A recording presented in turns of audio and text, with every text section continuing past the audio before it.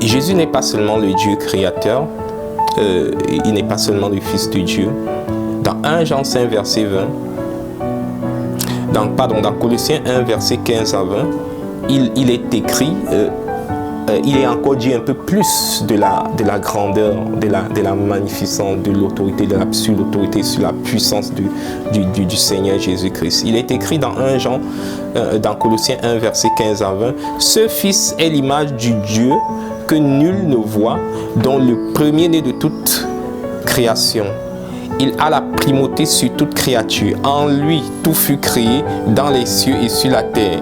L'univers tout entier, l'esprit et la matière, trône et seigneurie, autorité, puissance. Oui, par lui et pour lui, tout a été créé. Il était déjà là bien avant toute chose. Par lui, tout l'univers est maintenu en vie.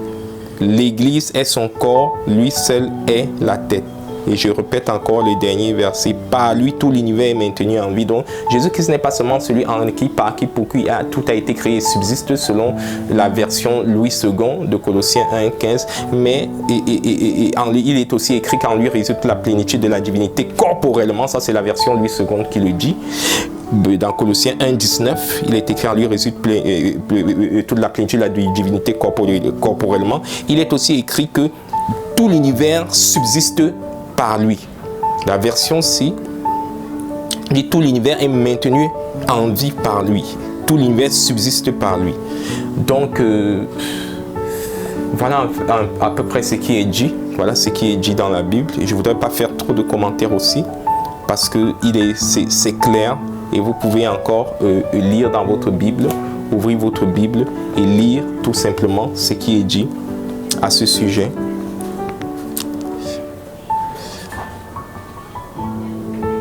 Et je vais vous lire encore la version parole vivante de Colossiens 1, verset 15 à 20.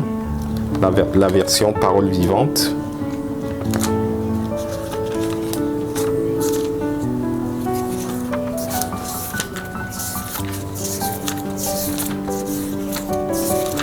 Donc, il est écrit, tout simplement,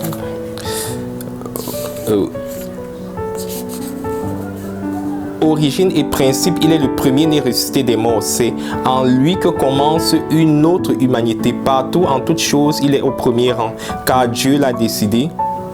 Toute la plénitude doit demeurer en lui. Lui seul réconcilie l'univers avec Dieu, dans les cieux, sur la terre.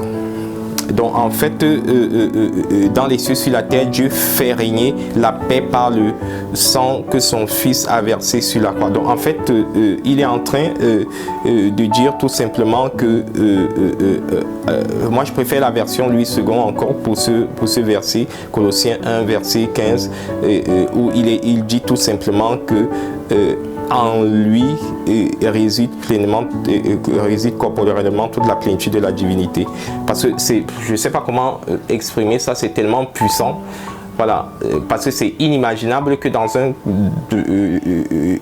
un être puisse résider corporellement toute la plénitude de la divinité, c'est-à-dire toute l'essence même de Dieu réside en une seule personne, en Jésus-Christ. Donc toute l'essence divine, toute la puissance, toute l'autorité.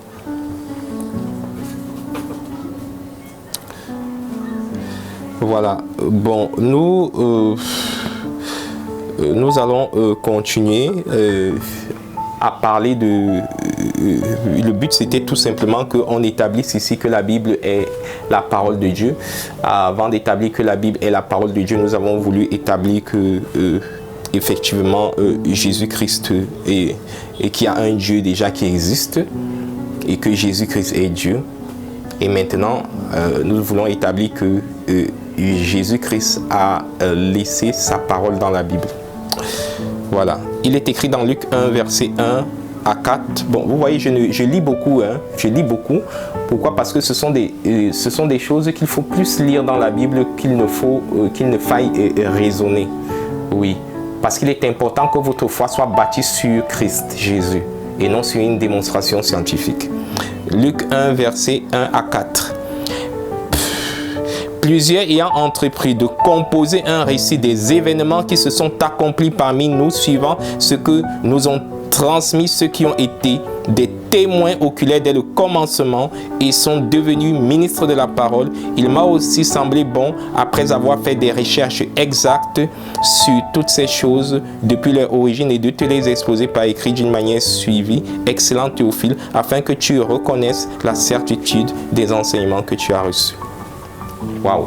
Quand on lit ça, on peut passer. Mais ici, Luc, c'est un médecin, un scientifique, et il a écrit cet évangile, et il dit, je vous en prie, prêtez bien attention, il dit, je répète encore, je ne vais pas aller chercher ailleurs, Luc 1, verset 1 à 4, plusieurs ayant entrepris de composer un récit des événements qui se sont accomplis parmi nous, suivant ce que nous ont transmis ceux qui ont été des témoins oculaires dès le commencement. Donc il est en train de dire que l'évangile qu'il a écrit, qu'il a pris le soin d'écrire, il l'a écrit sur la base des témoins oculaires, des personnes qui ont été des témoins oculaires dès le commencement. C'est-à-dire dès le commencement de ces événements, il a approché ces personnes, donc des personnes qui ont été là, présentes. Et ces témoins oculaires sont devenus des ministres de la parole. Donc ces personnes qu'il a approchées et qui étaient des témoins oculaires des événements qu'il a repris dans l'évangile de Luc, ces personnes-là, ces témoins oculaires sont même devenus ministres de la parole. Donc il explique qu'il n'a pas écrit l'évangile son évangile sur la base des personnes hasardeuses dont on ne sait même plus ce qu'ils sont devenus, s'ils ont été touchés par la parole ou s'ils n'ont pas été touchés par la parole. Il dit que ces personnes sont devenues des ministres de la parole. Il m'a aussi semblé bon, après avoir fait des recherches exactes. Recherches exactes. Nous sommes dans la Bible. Je ne suis pas en train de lire un livre scientifique. Et la Bible dit que ce qui est écrit là a été fait sur la base des recherches exactes. Vous voyez, la science ne peut pas en dire moins.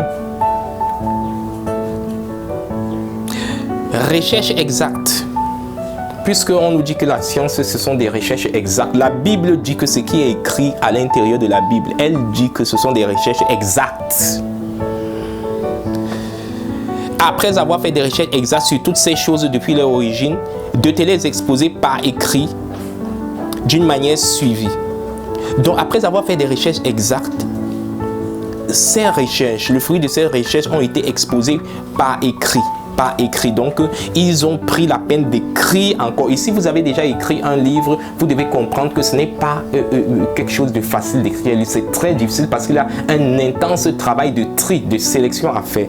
Donc ça a été repris maintenant par écrit, d'une manière suivie. Excellent Théophile, afin que tu reconnaisses la certitude des enseignements que tu as reçus. Ils disent que ce qui est là, les enseignements qui sont là, sont certains. C'est une certitude. Certitude. Donc ça, c'est ce que la Bible dit sur elle-même.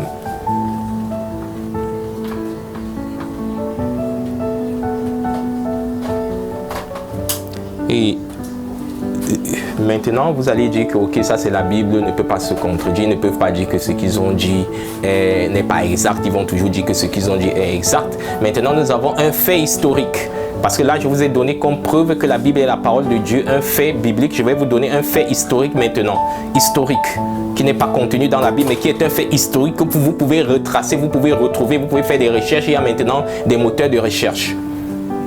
Alors, la Bible que vous avez, la plupart des Bibles que nous avons sont des traductions, tout simplement, de l'hébreu et du grec.